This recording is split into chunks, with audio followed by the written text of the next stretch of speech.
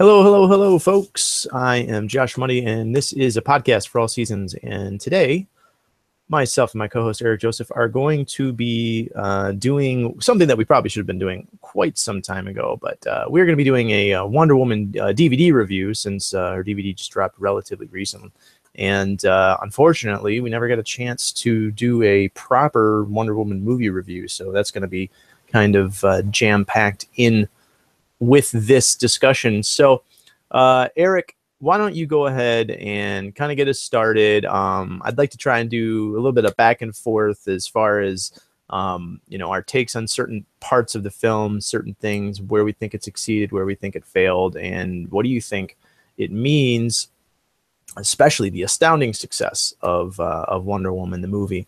What do you think it means for the DCEU as a whole? What do you think it means for female superhero movie franchises, or just even female hero franchises going forward? So, yeah, why don't you start us off and tell us what you thought about Wonder Woman? Hi, Josh, and hi to everyone listening. And yeah, as Josh said, we kind of missed the boat on the theatrical release, but those who regularly listen to us know we both had quite a bit going on in the summer. I had moved, so we at least wanted to do this as a home video review. And yeah, we said we'd probably do the Blu-ray, but I ended up actually getting a copy of the DVD. I have a Blu-ray player, but yeah, it's just the format I ended up getting. So we're going to talk about the movie itself, as he said, some of the finer points, and then after we give our reviews, I'll talk briefly about the bonus features because this fortunately was not a bare bones release, so there was actually a good amount of content, and um, there's some stuff that's Blu-ray exclusive, so sorry we weren't able to discuss that, as we previously said, but both Josh and I are over 30, so that means you should never trust anything we say. But yeah, first of all, I would like to say I really love this movie. In fact, it's probably my favorite DCEU movie, now surpassing Man of Steel, which was my previous favorite in this line. But I just felt that they nailed everything they had to. And what I'm about to say at first may sound kind of negative, but after I saw it in theaters, I posted this on Facebook and everyone knew what I meant. I'm glad it took Wonder Woman 75 years to get a movie. And here's why. Because I don't think in any other climate it would have been this good. Not only has, production design and visual effects and everything caught up to, where superhero movies can be fully realized like this. It's that in any other era, I'm not sure Wonder Woman would have been taken as seriously as a film property because she was just in developmental hell for years. And I think it had to happen in the midst of this so-called golden age of superhero movies. And it had to be the right filmmaker and Patty Jenkins, who's been a lifelong fan of the character. And not to get ahead of ourselves, but when you watch the bonus features, you really get a sense of the passion that the cast and crew had for this. And it just created this perfect storm that gave us what I guess I'll call a masterpiece. And hopefully sequels hold up to this. But had it happened before, I don't think the material would have been approached with as much respect. I think we very possibly could have gotten something that was on par with 2004's Catwoman. And none of us will soon forget the disaster that was. People like me, especially, with Catwoman being my favorite female fictional character. It's just that movie was a pure abomination. And imagine if that had been done to who's arguably the most iconic female superhero on Earth. Just imagine how that could have damaged her brand and if she could have never come back from it. Because Josh and I have said on the show on repeated occasions that a studio is less likely to claim responsibility for a disaster than to say, oh, there's obviously no interest in this character, which is also why I'm very glad the 2010 NBC pilot of Wonder Woman starring Adrienne Palicki never got ordered to series, because if you've seen the pilot or you've read the script for that, you just know that would have practically been of Catwoman proportions, and the costume looked like something you'd buy at any pop-up store during October or at Walgreens or something. It was just very bad, and I'm just really happy with what we received. And before I get into details, I want to say something and then pass it to Josh so he can give a general overview before we get into those specifics. But I think that although we have all these comic book movies today, and a lot are good, but a lot are just kind of popcorn movies, not too much substance. And I don't mean to sound like uh, some staunch DC fanboy, because although it's well known I prefer DC, I'm not shy to fling poo on either side of the fence when they do something wrong, because I'm sure we've defended some hardcore, offended some hardcore DC fanboys with some of the stuff we've said on the show in the past. But there are a lot of kind of almost by the numbers superhero movies these days, and they follow a very distinct formula. And while there were things about Wonder Woman which were tropey, which we'll get into, I think that the film was approached seriously enough to where it was just a spectacular film, just a great production from start to finish, every aspect of it, that I think it might actually elevate it to this higher echelon of superhero movies, where we have, I'd say it's home to like the Dark Knight trilogy, Logan, maybe Iron Man 1. And these days you might say, oh, Iron Man 1 is by the numbers and it's the Marvel formula. But no, look, that was the one that started the trend, that started the MCU. And at the time, Iron Man was a game changer. And that and The Dark Knight provided this 1-2 punch in summer of 2008 that was such a turning point for the genre. I mean, not to get too off track, and maybe I put Captain America: The Winter Soldier up there too. But yeah, I think Wonder Woman is just, it just is in this higher echelon. What do you think, Josh? Well, I think that obviously the film succeeded in a lot of ways that even Batman versus Superman didn't succeed, and even in some ways that Man of Steel didn't succeed. Even though we talked about liking both of those films, Suicide Squad as well. First things first, it did several things correct, and we can kind of get into the minutia of the movie, but in terms of a general description, in terms of things that it did correct, is it got the character of Diana. It got the character of Diana done very well. So it got her as a strong, confident leader. It got her as someone who wasn't going to take no for an answer. Now, I do understand the idea of the fact that it took place in World War One. It's set feminist hearts ablaze with her confidence of not letting a man tell her no and whatnot, and that's all good and fine. But I think that it's more the idea of just as simply, a woman couldn't have convinced her to do anything differently as well. I just think that she was strong in her convictions, and then those convictions were also a really strong sense of ethics and morality. She's very much on the side of good. There's no really gray area as far as the mythos of Wonder Woman, and something that we've seen in Man of Steel was obviously Clark Kent / Kal-El Superman deciding his place in the world and what he does with that power. And Diana definitively already knows what she wants to do, and that's although she's grown up on this island, when she finds out that there are people in harm, when she finds out that there are people, bad people, warring against other people who, you know, she's told are good. I mean, I guess she has to take some of that at face value. And obviously it's World War I, so, you know, the sides were fairly well drawn, but you know, she instantly goes to action, and that's you know, the core MacGuffin of the plot, as it were.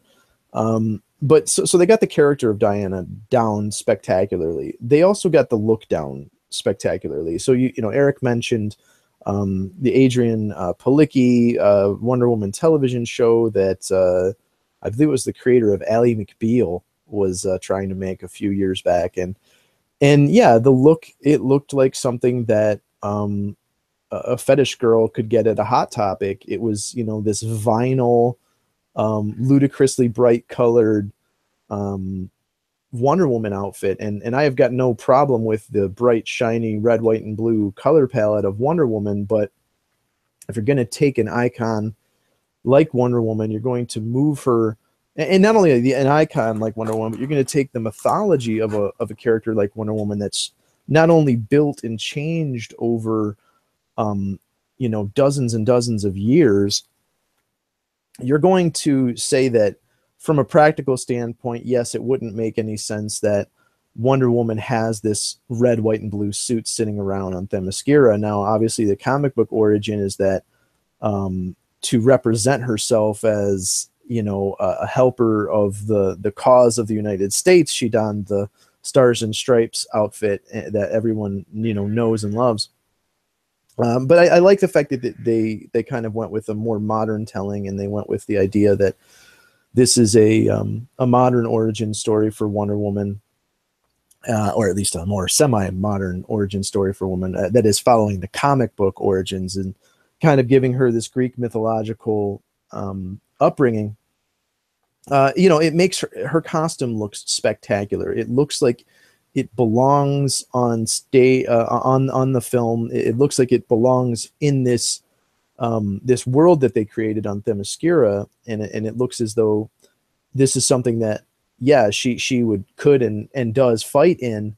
Obviously, she's got the lasso, which looked spectacular in the film. I love the fact that it looked, you know, bright, shining gold and electric. I mean, we saw a little bit of that in Batman versus Superman, but we got to see it in full display in this movie. She uses it as not only a weapon, but she uses it, you know, to convince people to tell the truth, or urge them to tell the truth as well. So they nailed down so many elements, and then they nailed down the most important element of all, which is they made the movie really, really enjoyable. The plot was fairly simple and straightforward, and which is no negligent statement there to say that that it was a pretty straightforward movie. I don't think there's anything wrong with the movie that just gets straight to the point, sets up a character, gets straight to the point. This is our objective. We got to take down this bad guy. We got to do this, and then kind of goes forward. For all the things that might have been bad about, say, Suicide Squad, for example, I had no problem with that concept of the plot, finding, you know, hey, this is a bad guy. It's not this very convoluted, you know, myriad twisting, winding plot devices like, say, Batman versus Superman, for example. Again, a movie that I liked, but those stories don't always have to be as complicated as they can be. And Wonder Woman was this very straightforward tale. They let her shine where she needed to. They showed every single side. The thing that I loved about Wonder Woman is specifically about Gal Gadot, because my God, I mean, first things first, it was, I mean, and this is a statement that not only men and women are saying, is it's just like she's absolutely gorgeous. I mean, you're staring at her on screen, and she just exudes this this beauty, but not just physical beauty. She exudes this kind of gentility, this confidence. And it makes you fall in love with the character. It absolutely makes you fall in love with the character. And I love the fact that they didn't shy away from not only her strength, but they didn't shy away from her femininity.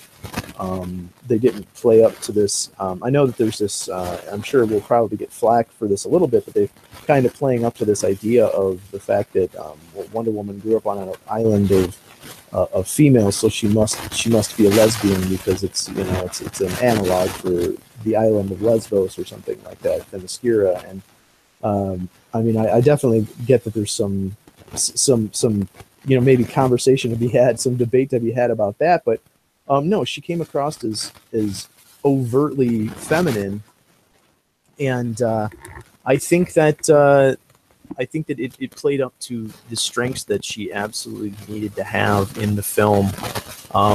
So we can get more into talking about plot points and things like that, but as far as moving forward in the DCEU, Eric, what do you think this is going to do going forward? Now, we're going to see her in Justice League naturally, but what do you think the implications for Wonder Woman in the DCU going forward are going to be based on the success of this film, or maybe her sequel, for example? Well, I think this has played a role in the direction the DCEU is going to go in from here on out. It definitely helps the chances of getting that Batgirl movie off the ground, but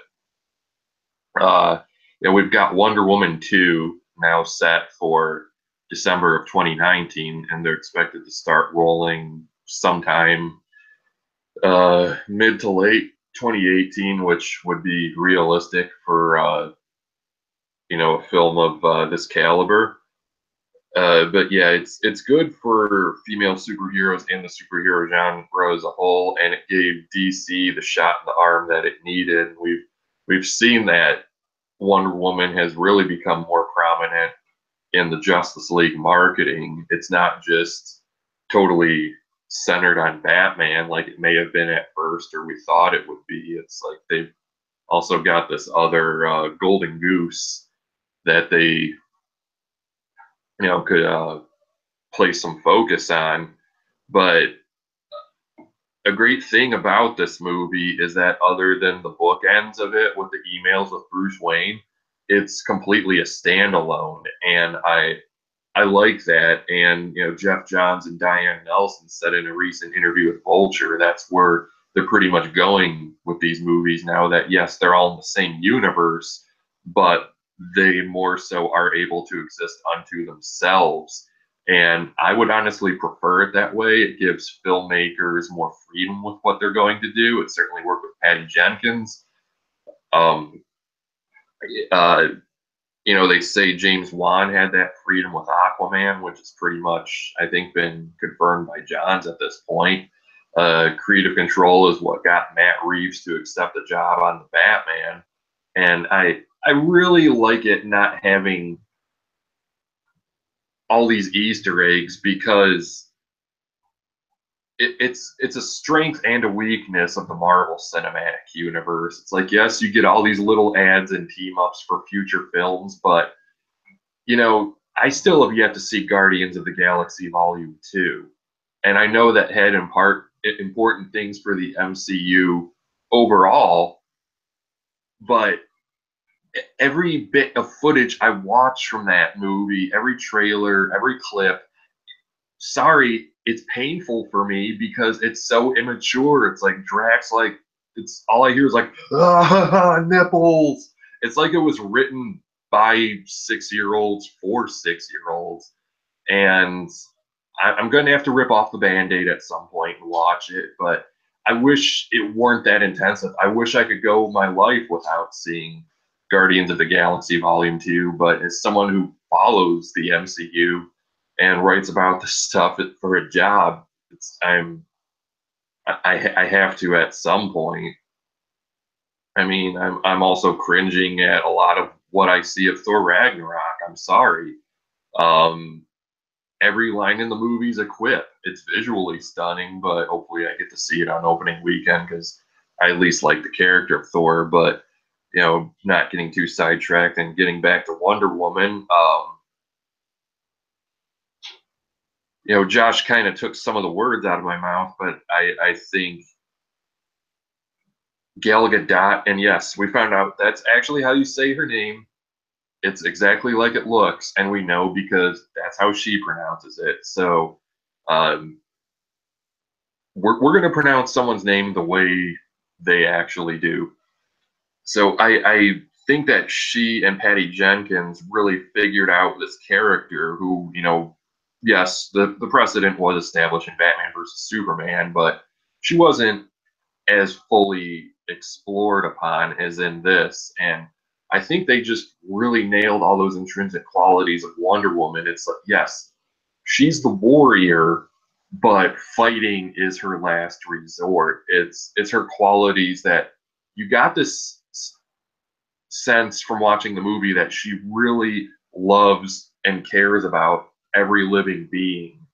Like she was just horrified when she saw the effects of war firsthand, or when generals would, have this notion of expendable assets on the field. She's like, these men's lives are no more worthless than yours. A real general should be out on the field fighting side by side with his infantry. I mean, not a verbatim quote, but that's what she was saying.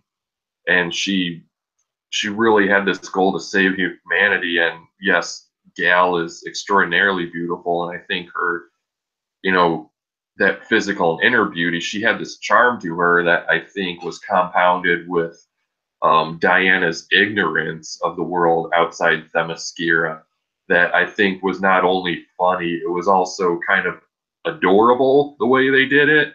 Like when she's trying on, clothes in that store, and she's trying to do kicks and whatnot. She's wondering how she can go into battle with this overly feminine attire, and especially stuff that's not as functional, especially the era they're in. It's like, yeah, if she were in the modern world, yeah, she could probably, still kick some ass wearing jeans and a t-shirt, but that's just not what they were wearing in that time period. And then of course they put in, the bit about ice cream where she thinks, this vendor near the choo choo, ice cream's actually an invention of his, and she commends him on this great achievement. I liked how that bit made the movie. We previously saw that in the Justice League War animated movie.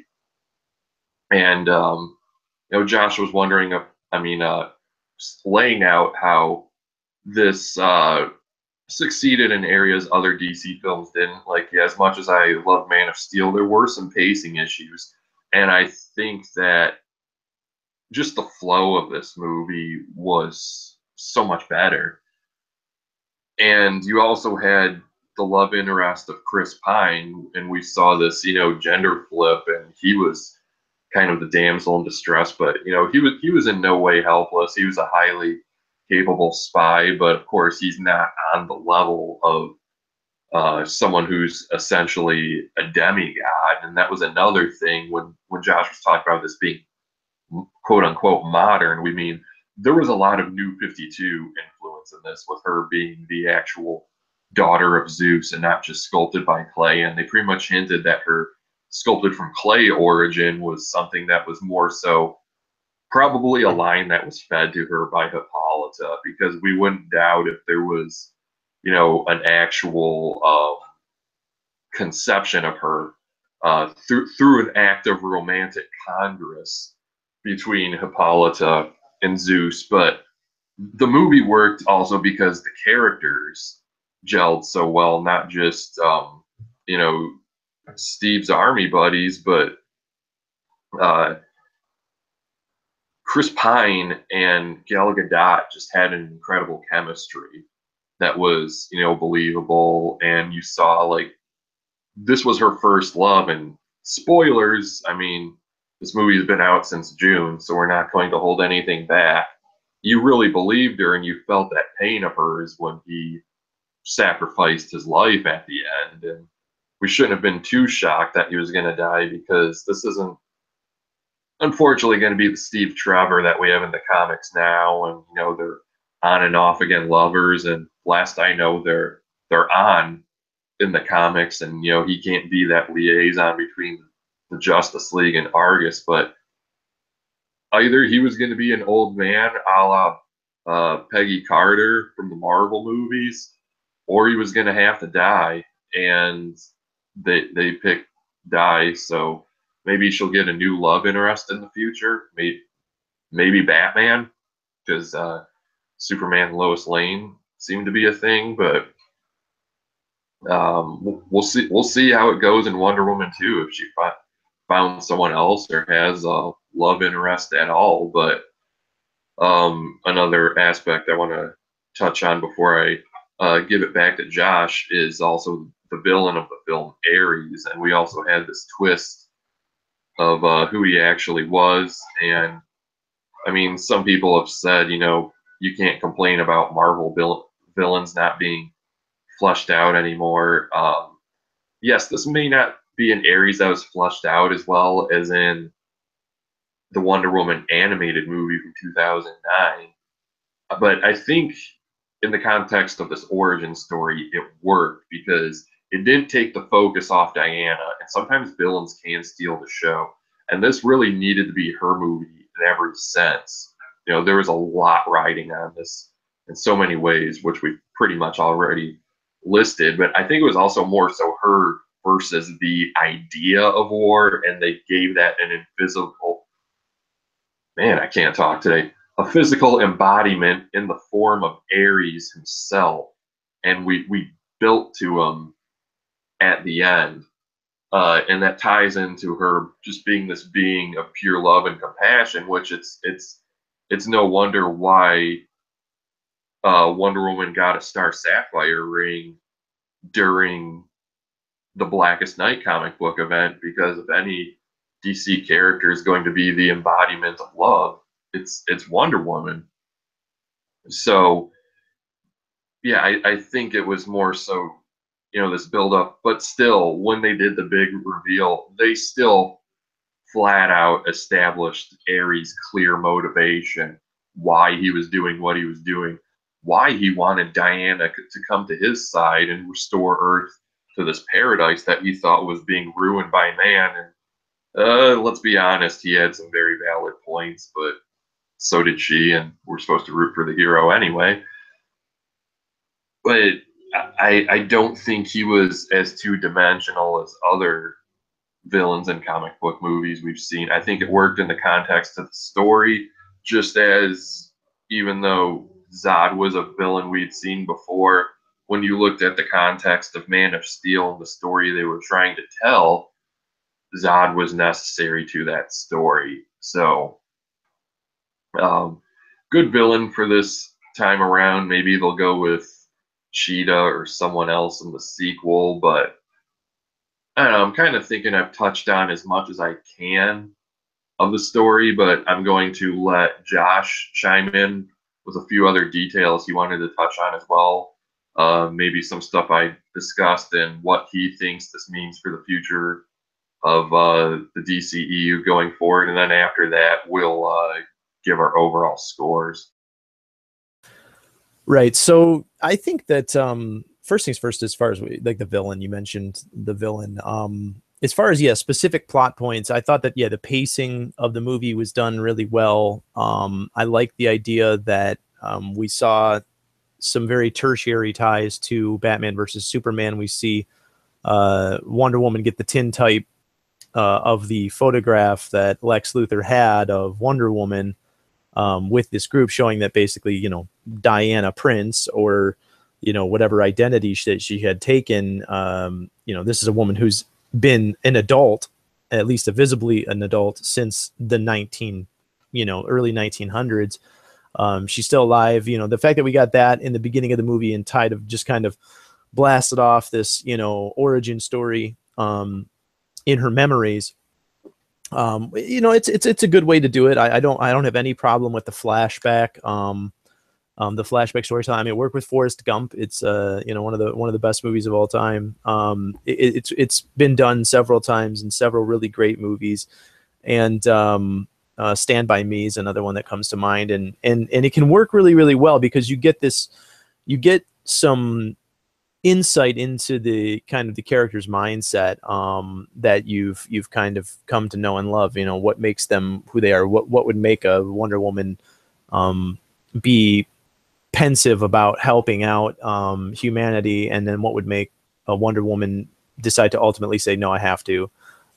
We get to see that entire origin story. As far as the ties with Steve Trevor, I did a little bit like what Eric was saying, again, kind of stealing the words out of my mouth. The idea that you kind of had this flipped sex role, and that he kind of became the damsel in distress, as it were. Although, like he said, he kind of was this, came off as this very, very competent hero as well, and ultimately, sacrifices himself for the greater good. But even Etta Candy was a fun. I know people went crazy about her for some bizarre reason before the movie even came out. She was very funny, enjoyable comic relief. She was an enjoyable character. She's dead now. So enjoy that in the next movie. No, I'm just joking. The character of David Thewlis's Ares, though, I'm a big fan of the actor David Thewlis. I have since he was way back in his first appearance in the Harry Potter movies. I kind of started to see him in a few other movies, and he's a great actor.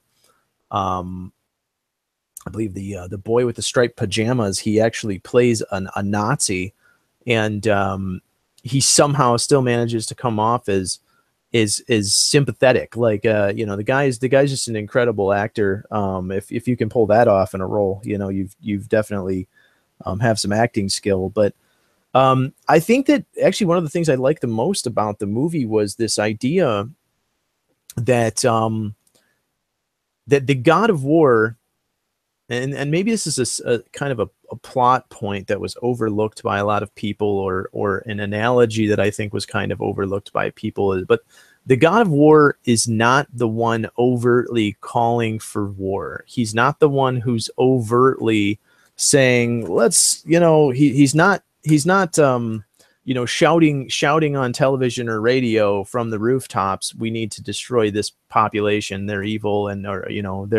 they're against our way of life, and is war. He's subtly manipulating things behind the scenes. He's essentially a bureaucrat, and he's the way that he is actually able to corrupt modern man, that is modern versus Greek mythology in the early 1900s, the way he's able to corrupt man and lead toward an all-out world war is by subtly manipulating events, by trying to push and delay an armistice in the film where they can have some type of ceasefire treaty, and making the conditions unpalatable so that he knows that no one will ever agree to it. And I just thought that was extraordinarily well written. I thought that it was a great. Now, as far as when he reveals himself as the villain, I thought that the third act was the weakest in the film, and I think that was unfortunately, sometimes it's just the way that it is. I thought that after she had killed the other German soldier, whom she thought was Ares, and then she thinks so she's going to use the God Killer sword against Ares, and then realizes that no, the sword is not the God Killer, that she is the God Killer, which is another plot point that I know obviously they overtly kind of, well, they don't even necessarily overtly say it, but they kind of obviously they insinuate that the weapon that Zeus gave the Amazons, I almost said the Amathons, the weapon that was given to the Amazons by Zeus was not the God Killer sword, but was indeed Wonder Woman herself. And I thought that was an interesting take on it, that she's ultimately, because of her power, is ultimately a weapon, and then weapons can be used for good or for ill. Obviously she's using that weapon for good, but Zeus's kind of power levels, or I'm sorry, not Zeus's, Ares's power levels were kind of a little wonky. You weren't quite sure what his powers were. He's looked like he had psychic powers, and then he's throwing things, and then he's flying, and then he's bursts of energy. It was kind of a little bit wonky. The fight wasn't particularly spectacular, and then ultimately, it seemed a little bit, I don't want to say lackluster, but maybe a little anticlimactic to me. But ultimately, again, the film did a great job overall, and Gal Gadot was absolutely fantastic. But Eric, let's get into the actual features on the DVD, because I know you wanted to talk about those. Oh well, I'm sorry. I missed the boat on where do I think it's going to play into the DCEU going forward. That was the next point. One of those things is that, yeah, I think that they changed up. We talked about this a little bit. Eric mentioned it, and I mentioned it earlier.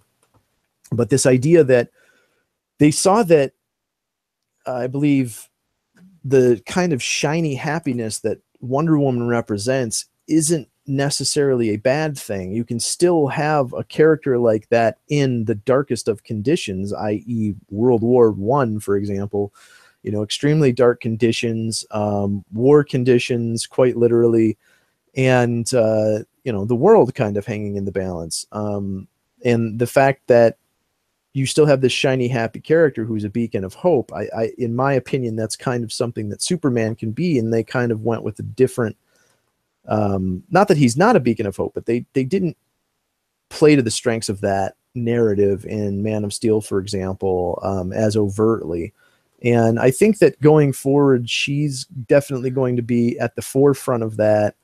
They're going to kind of, I believe, play up in Justice League. A little bit more of that hopeful message of not only Superman having represented hope to humanity for some greater thing, but Wonder Woman also, after all, her also kind of reintroducing herself to humanity in Batman versus Superman. But now also we've seen that Batman himself has been influenced by the sacrifice of Superman. And one of my favorite lines from Batman vs Superman is, I failed him in life. And he was a man that he barely knew, a man that he barely knew anything about. But when he realizes that ultimately he wasn't the monster that he thought he was, he realizes a profound sense of failure in what he had been doing.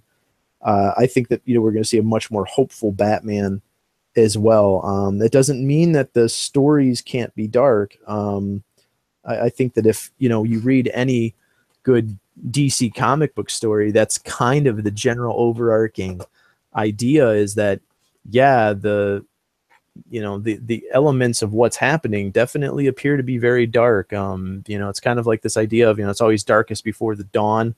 I don't know if that was influencing the whole Batman versus Superman Dawn of Justice, or if it was just the idea that, things can get really bleak. That doesn't mean that your characters can't be cheery and hopeful. It doesn't mean that your characters have to be dreary and bleak as well. I think that that's kind of one of the strongest lessons that the DCEU is going to learn from Wonder Woman, that if you present this kind of beacon of hope and this shiny happiness that she represents, which was, absolutely fantastic, then I think that going forward, people are going to kind of change their tune on the DCEU. People who weren't as big of fans of the DCEU movies as, say, myself and yourself. But all right, so DVD review. Eric, what you got? Well, first, I think it's probably best we give scores now before we go into bonus features, just to cap off the film portion. But I just want to give compliments because I don't think I really did. I want to compliment the action in the movie because I think it was done extraordinarily well and showed how much of a badass this character is. And of course, the score was great. And I'm glad they kept the Wonder Woman theme from Batman versus Superman with Tina Guo's distorted cello, because I think that theme does for Wonder Woman what Danny Elfman did for Batman. But overall, as a film, I think I'm willing to give it probably a solid 9. How about you? Yeah, I was giving this quite a bit of thought earlier when we were talking about it, and I honestly want to say the same. I want to say a 9. The only thing that I would say that would probably stop me from giving it as strong of a score as a 9 is maybe just some of the weaknesses of the third act. As far as the rest of the movie, I thought it was exceptionally well done, well paced. The action was great. The movie was beautifully made. It was really well acted. I thought that the story was good, and all of the things that I would normally score a movie on, like several elements that I would give a movie a scoring on, same exact elements that I gave Batman versus Superman a scoring on. I would say it'd be very, very close to a 9. I'd say at the very lowest, maybe an 8.5. But it's a phenomenal movie. I finally convinced my parents to watch it the other day. My dad's an old school comic book guy. My mom's obviously a lady who grew up probably watching Wonder Woman in the 70s. They both absolutely loved the film. So I think that the fact that someone who's 30, 40 years younger than another completely different audience, who has a different perception of the character of Wonder Woman and what she is, and that both of us really, really, really love the film. I think that that's a testament to the fact that this movie kind of it's breaking the barrier of like younger women and men liking these types of movies. And I'll tell you another thing that we didn't really discuss, and that's this movie is so fucking huge to little girls. It's insane. I mean, I see it on my Facebook feed all the time, from friends with little kids, specifically friends with little girls. They all want to be Wonder Woman. I mean, this is she instantly, it went from maybe kind of maybe Black Widow costumes to legitimately being this is the new Batman costume, or this is the new Superman costume for girls. I mean, obviously the Wonder Woman costumes have been around for a long time, but not like this. I mean, it's not, if we don't see an absolute metric fuck ton of little girls dressed up as Wonder Woman this year, I will be absolutely shocked. And I think that it's really awesome. I think that it's incredible. I think that it's really cool, and it's getting younger girls into comic books as well. I mean, I'm not necessarily seeing them swamped in stores, but when I go there and certain books are sold out, another one being Supergirl, for example, Supergirl and Wonder Woman are absolutely blowing up right now. And I think that that's awesome. So, Yeah, that's something to point out, and something I'll actually mention when I talk about one of these bonus features here. Um, yeah, it really was a big film for young girls, and it's one they needed because these days, when people admire fictional characters, gender lines are much more blurred than they were when we were kids. When superheroes might have been a boy thing, but that's not to say there weren't girls reading X-Men and whatnot, because there were. It's just I don't think there are as many as perhaps today. Um, and there are probably a lot of young girls who want to buy superhero toys and stuff, and they unfortunately aren't able to get that Black Widow figure or something. But a lot of people were, I think, unjustly complaining about some of the marketing for this movie, because while there weren't the onslaught of toys that maybe some people have seen in toy stores, yeah, you did have the DC multiverse figures for adult collectors for Wonder Woman. But when it came to other stuff, the toys were in the quote unquote girls aisle, and maybe more Barbie like in appearance, but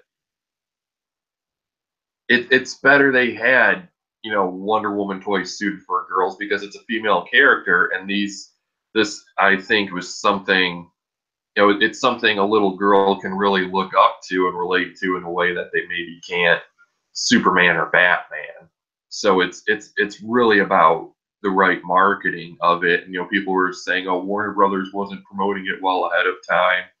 And well, first of all, this film was domestically more successful than I think the Iron Man movies and some of the Spider-Man ones, and it just it put up phenomenal numbers domestically and worldwide.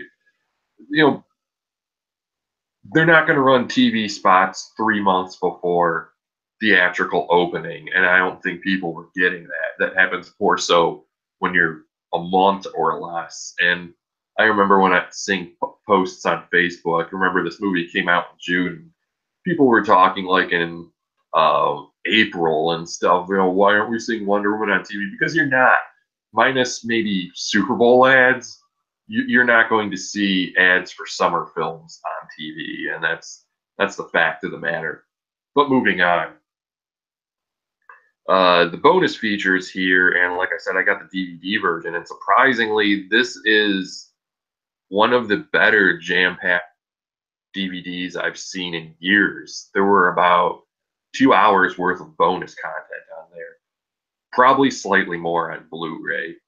But the fact of the matter is that DVD releases have been so bare bones for years because they also wanted to give you that incentive to buy the Blu-ray. I don't think I will scale up and get a Blu-ray release for this just because the film still looks good on DVD and I'm watching it on a Blu-ray player, so it's not going to appear as muddy on a high-def TV as it would if you were just if anyone out there has plugged in a DVD player on a high-def TV, you know it looks muddy because DVD players were made for cathode ray tube televisions, not LCD or plasma.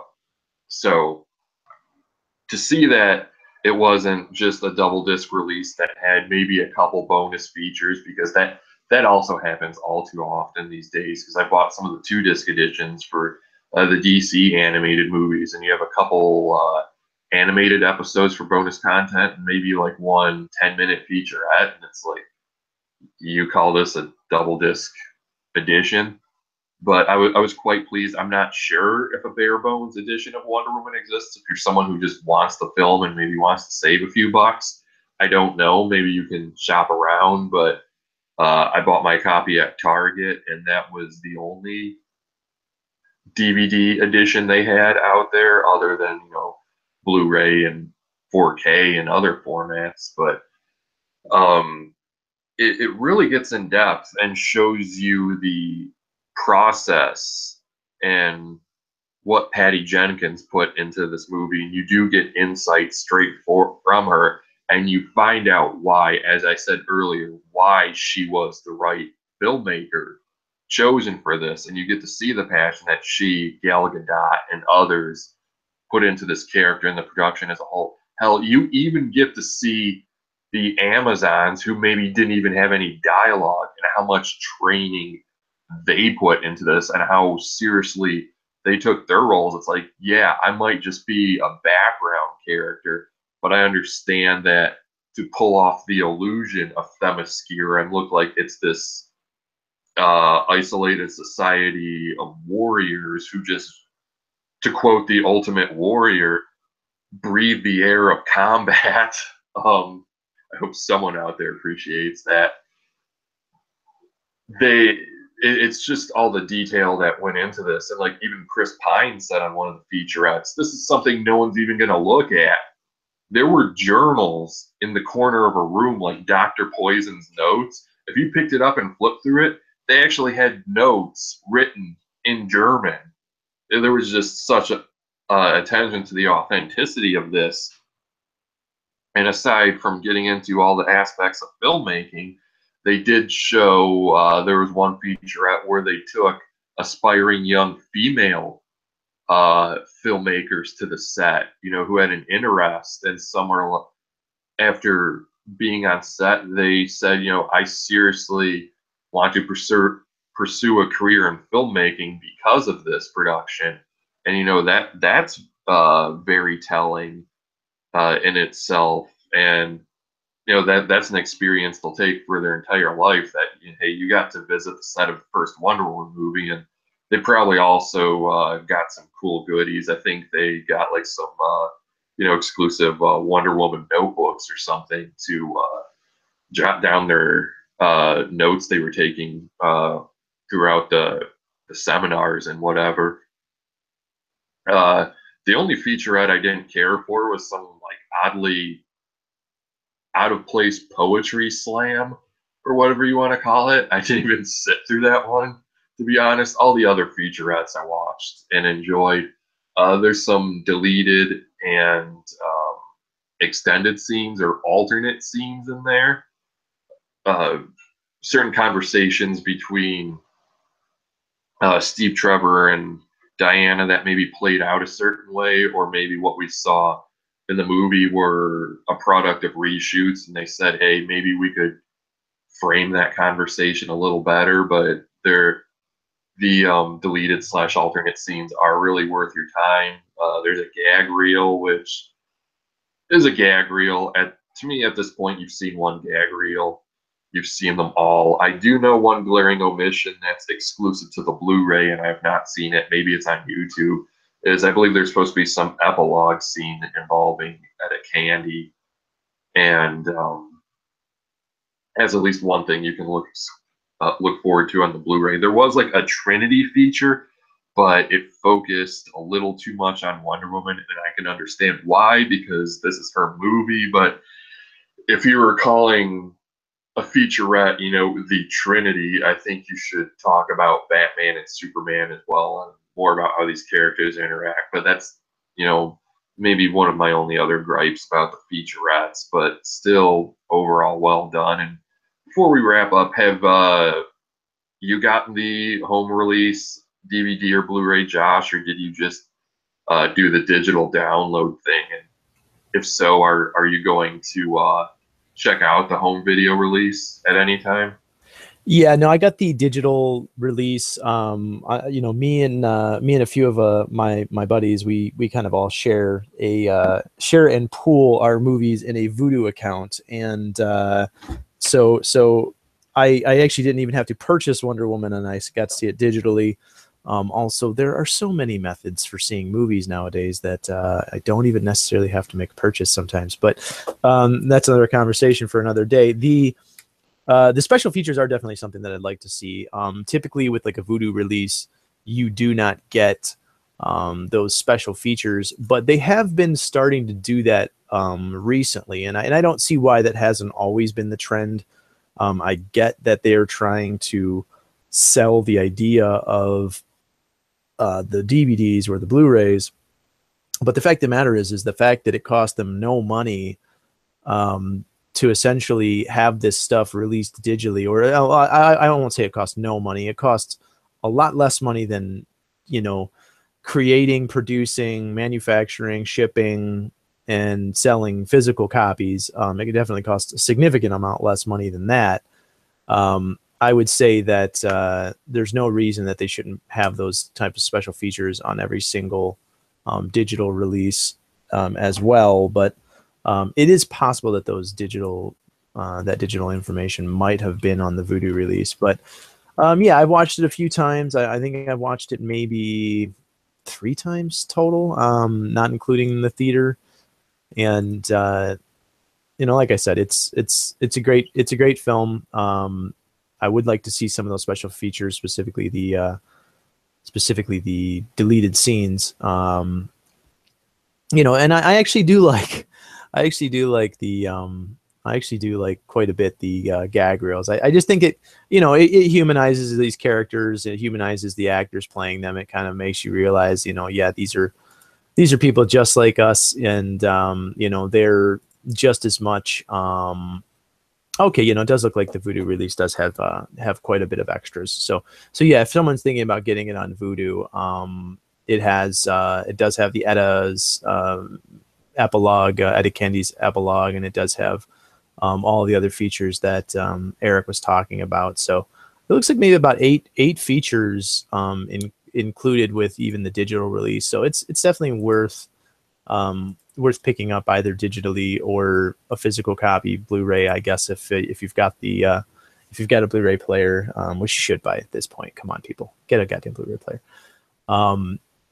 But yeah, I'll have to watch those special features. I didn't realize they had them included. Yeah. It's also worth mentioning that there are actually more featurettes than it appears when you look at the back of the packaging, because some of those, I can't remember them offhand, and my copy is in another room right now. But when you see something like, I'll just, throw out a title for an example, like Patty Jenkins on directing Wonder Woman. You click on that, and it actually opens up like 3 or 4 more sub-featurettes that break more into the minutia of various scenes. So yeah, there's actually a lot more content than there appears. Yeah, I think that I mean, obviously me and you are the kind of people who enjoy special features. And I will say this, I mean, a lot of people don't care. Even people I know who are big movie nerds like us, they might read a lot of information on, say, the world of Alien, for example, if they really are into, Ridley Scott's Alien movies or whatnot, and they might know a lot of information about it. But I've even talked to people who and there are a lot of people who just don't care about special features. But if it is something that you're into, like Eric said, definitely check out either the Blu-ray, or also, if, like I said, you can buy the digital version, and Vudu comes with those special features as well. So they're worth checking out, sounds like. Okay, I think pretty much wrap it up here. That's all we need to about the home video release. Yeah, let us know. Let us know in comments, whatever, what you thought you liked about the movie, what you thought we missed, if there was any salient points that needed mentioning that didn't get mentioned. But yeah, I will say this: it's probably the best offering that that DC has made in film so far. Again, that's not to necessarily say anything negative about any of the other films, because I've liked all of the other ones as well, some less than others. But it's nice to finally get a Wonder Woman movie that is of a caliber of, in my opinion, like a Man of Steel, or this is, I would say that this movie may even be, Wonder Woman's Superman the movie. This might be one of these ones that is going to be iconic for years to come. We'll have to see how well it ages. But thanks for joining the show, guys. Eric, why don't you take us out with our regular spiel, and we'll get out of here. Yeah, I was going to say that, yeah, I was going to work in the semantics that, yeah, I think it's probably, as I said earlier, my favorite Wonder Woman movie in the DCEU. I still, when it comes to DC movies overall, I still prefer the Dark Knight trilogy. And if anyone's asking, my favorite entry was Batman Begins. But anyway, we'll be back sometime in November to review the Justice League movie, if we can, possibly even on opening weekend. We'll have a podcast review up. So if for all the latest news regarding DC and all media, please visit dccomicsnews.com. For our entire backlog of podcasts, visit our blog site at multiverseentertainment.wordpress.com. And although it's not affiliated with this podcast, please visit wegotThisCovered.com for all your entertainment needs. Check out our friends over at culturejunkies.net, and like us on Facebook at facebook.com/a-podcast for all seasons. So until next time, thanks for listening, and goodbye. Yep, thanks for checking us out, guys, and we will see you next time. Have a good night.